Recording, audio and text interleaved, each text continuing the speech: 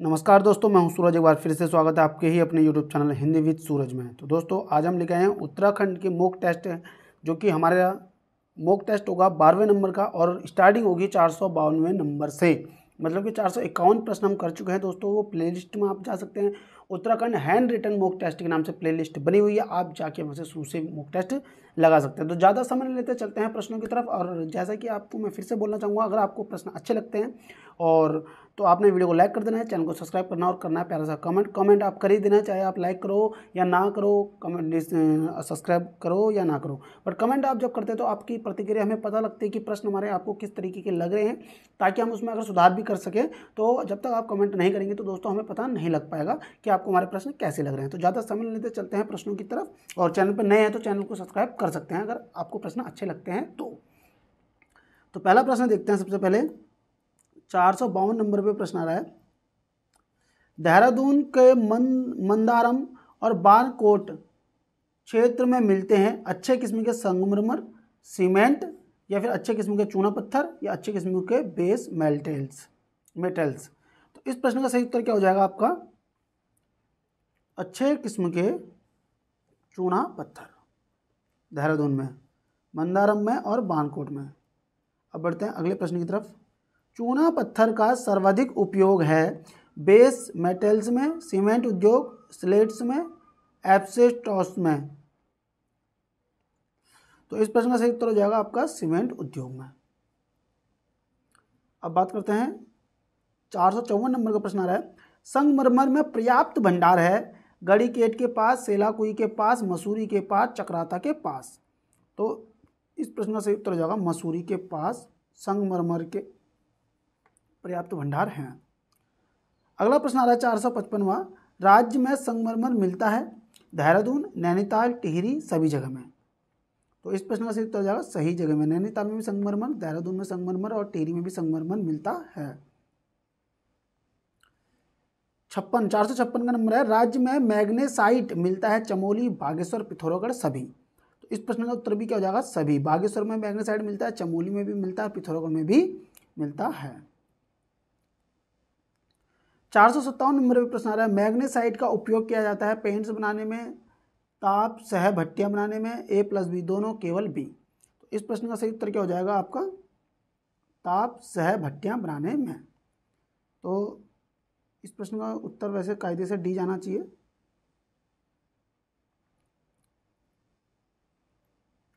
458 number पर प्रश्न आ रहा है, राज्य में सौंदर्य प्रसाधन, टैल्कम पाउडर, पेंट्स, साबुन आदि उद्योगों में उपयोगी है slates, barytes, base metals, shop stone.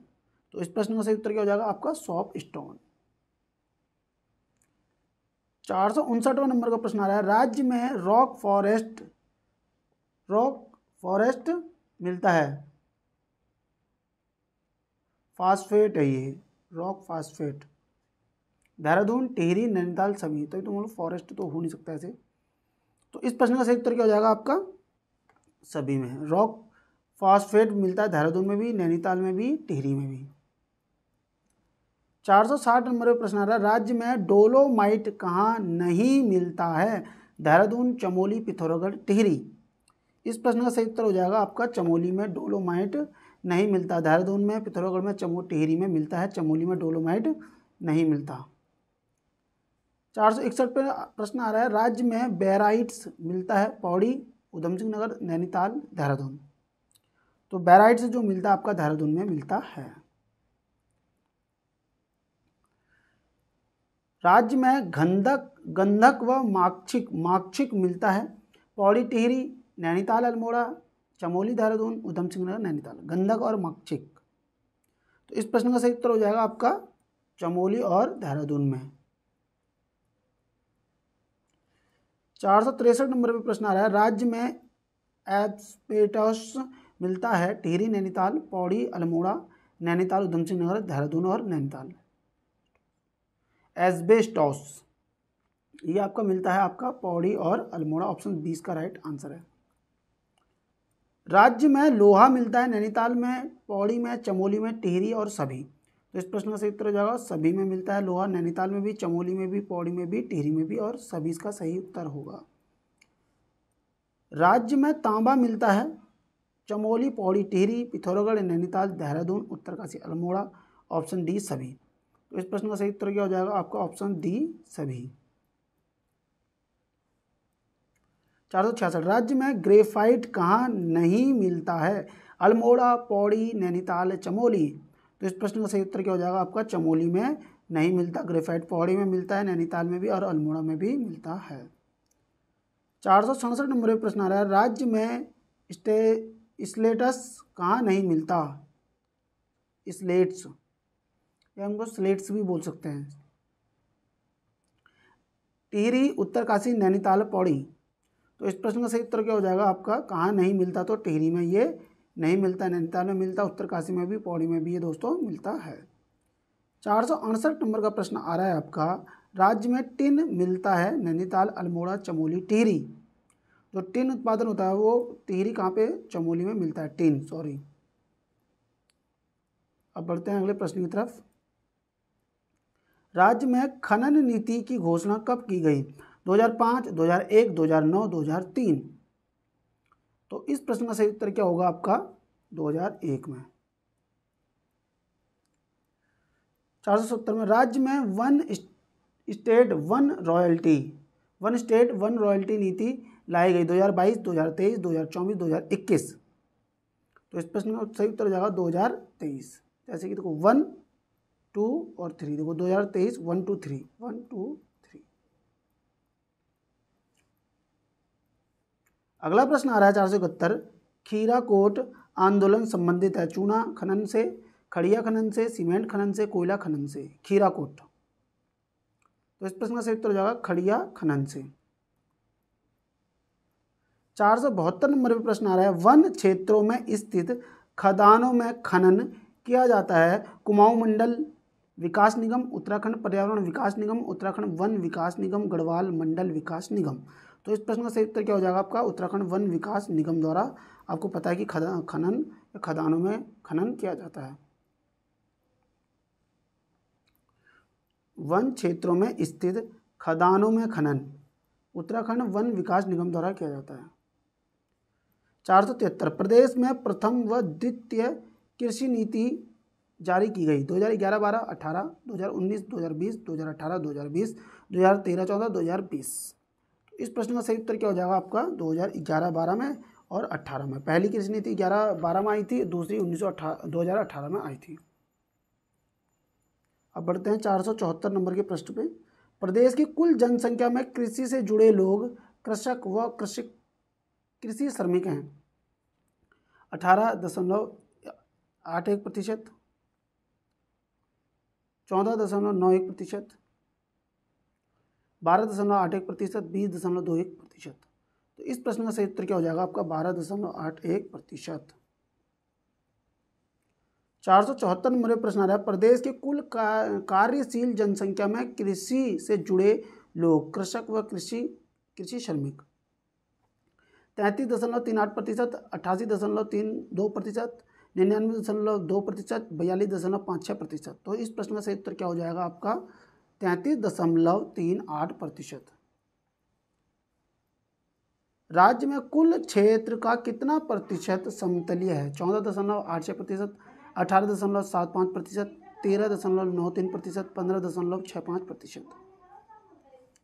इसका सही उत्तर ऑप्शन सी 13.93%। 477 नंबर प्रश्न आ रहा है, राज्य के कुल क्षेत्र का कितना प्रतिशत पर्वतीय है? 96.08%, 82.08%, 86.07%, 85.09%। राज्य के कुल क्षेत्र का कितने प्रतिशत पर्वतीय है बोल रहा है ये, तो उसका सही आंसर है 86.07%। ऑप्शन सी इसका राइट आंसर है। राज्य में पीएम किसान सम्मान निधि योजना किसानों को प्रतिवर्ष 6,000 रुपये संचालित है 1 जनवरी 2020 से, 1 सितंबर 2015 से, 1 जुलाई 2021 से, 1 दिसंबर 2018 से। तो इस प्रश्न का सही उत्तर क्या हो जाएगा? 1 दिसंबर 2018 से।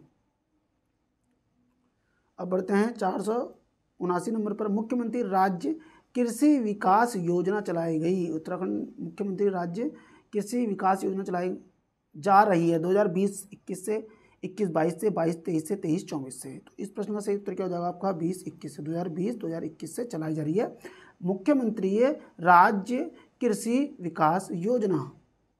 अब बढ़ते हैं अगले प्रश्न की तरफ। 480 नंबर पे प्रश्न आ रहा है आपका, राज्य के पर्वतीय क्षेत्रों में भूक्षरण व पर्यावरण ह्रास को रोकने के लिए चलाई जा रही है उत्तराखंड कृषक उत्पादक क्षति सहायता योजना, उत्तराखंड विकेंद्रित जलागम विकास योजना, उत्तराखंड बीज ग्राम योजना, उत्तराखंड कृषि विधिकरण परियोजना। तो इस प्रश्न का सही उत्तर क्या हो जाएगा? उत्तराखंड विकेंद्रित जलागम विकास योजना। किस लिए चलाई जा रही है मैं फिर से बता देता हूँ। राज्य के पर्वतीय क्षेत्रों में भूमि क्षरण व पर्यावरण ह्रास को रोकने के लिए चलाई जा रही योजना जो है उत्तराखंड विकेंद्रित जलागम विकास योजना। 481 नंबर पर प्रश्न बन रहा है, किस क्षेत्र की मृदा कंकड़ पत्थरों तथा मोटे बालुओं से युक्त होती है? भाबर क्षेत्र की, तराई क्षेत्र की, मैदानी क्षेत्र की, पठार क्षेत्र की। तो इस प्रश्न का सही उत्तर क्या हो जाएगा? भाबर क्षेत्र में कंकड़ पत्थर आपको देखने को मिलते हैं, ये बात बिल्कुल सत्य है। अब बात करते हैं 482 नंबर पर, तराई क्षेत्र की मृदा महीन कणों वाली तथा भाबर एवं शिवालिक क्षेत्र की अपेक्षा परिपक्व होती है, इसमें कमी पाई जाती है चूना व फास्फोरस, मैग्नीशियम व गंधक, नाइट्रोजन व फास्फोरस, सल्फर व जिंक। तो इस प्रश्न का सही उत्तर क्या हो जाएगा आपका? नाइट्रोजन व फास्फोरस की कमी पाई जाती है।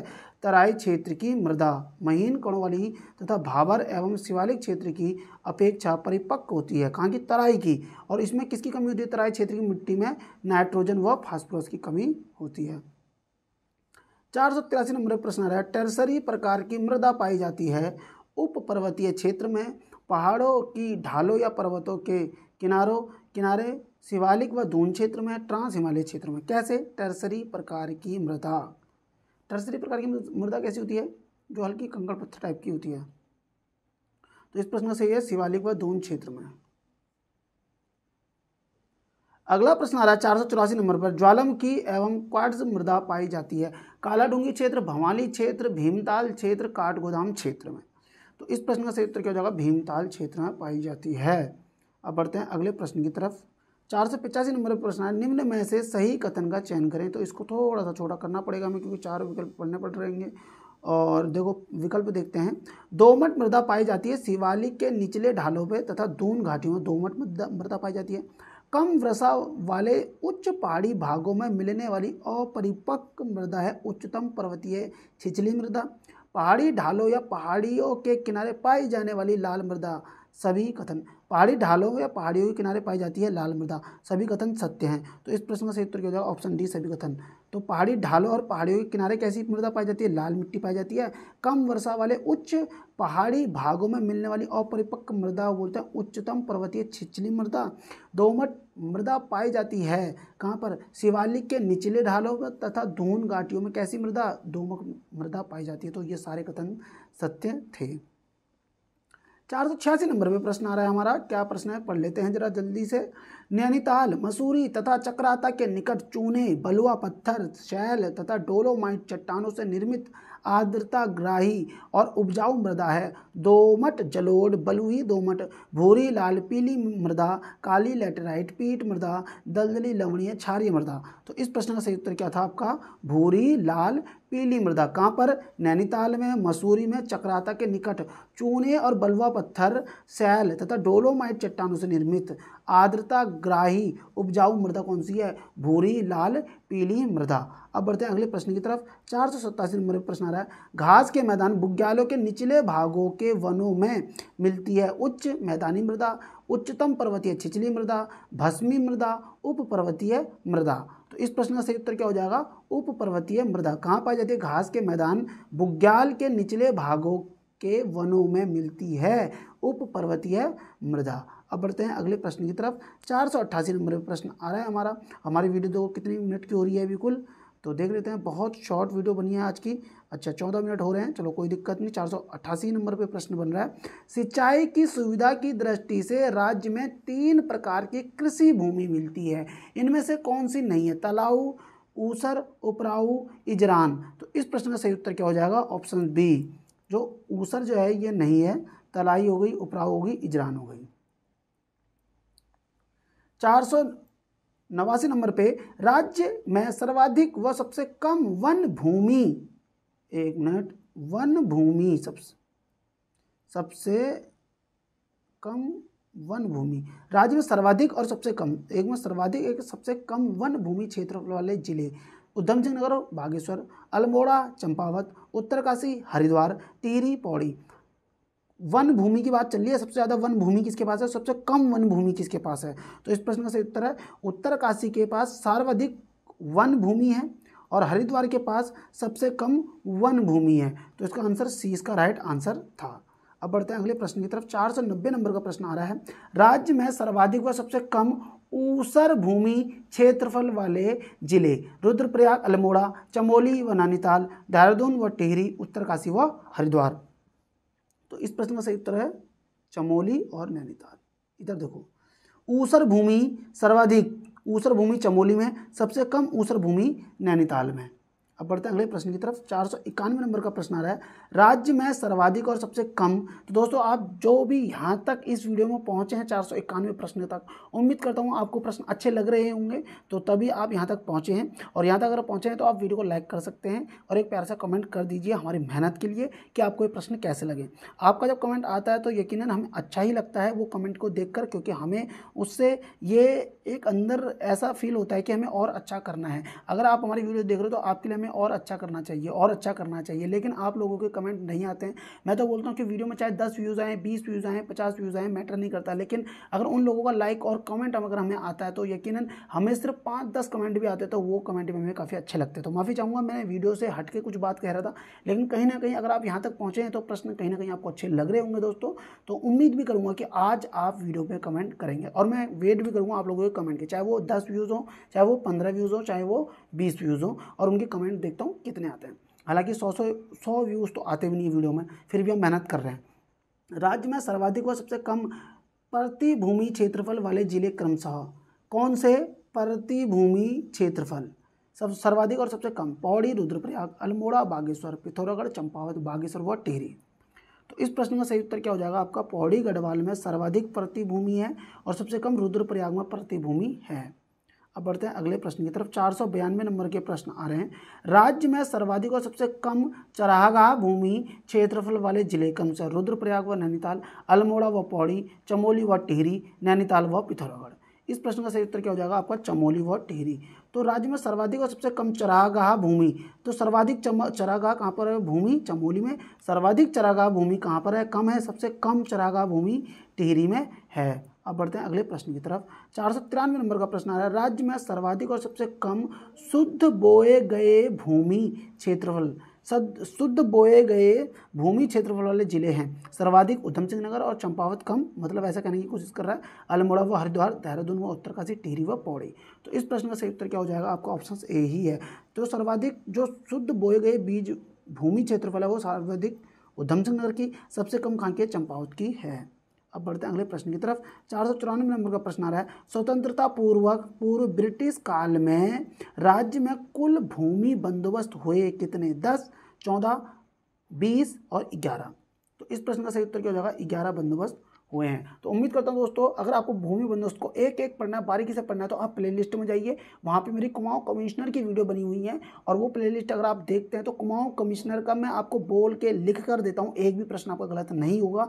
और जिस ट्रिक से मैंने बताया है, जिस तरीके से मैंने बताया वो वीडियो आपको बहुत अच्छी लगेगी। उम्मीद करता हूँ आप इस वीडियो को देखने के बाद कुमाऊं कमिश्नर की सीरीज देखोगे और आप खुद बोलोगे कि आपने जो हमें बताया वो बहुत अच्छा ही बताया, कि हमें कुमाऊं कमिश्नर की इतनी ट्रिक है, इतने काम और इतने नाम और ये सारे भूमि बंदोबस्त हमें चुटकियों में याद हो गए। तो उम्मीद करता हूँ दोस्तों मेरी वीडियो आपको अच्छी लगेगी, और ये वीडियो अगर आपको अच्छी लगती है तो प्लीज़ वीडियो को लाइक कर देना, चैनल को सब्सक्राइब करना और एक साथ में प्लीज़ एक कमेंट जरूर कर देना, क्योंकि उसका हमें आपका मतलब कि उस कमेंट का हमें बेसब्री से इंतजार रहता है। तो उम्मीद करता हूँ मिलते हैं नेक्स्ट वीडियो में, आप लग के पढ़ेंगे और अपने सपने को पूरा करेंगे। Thank you, bye bye.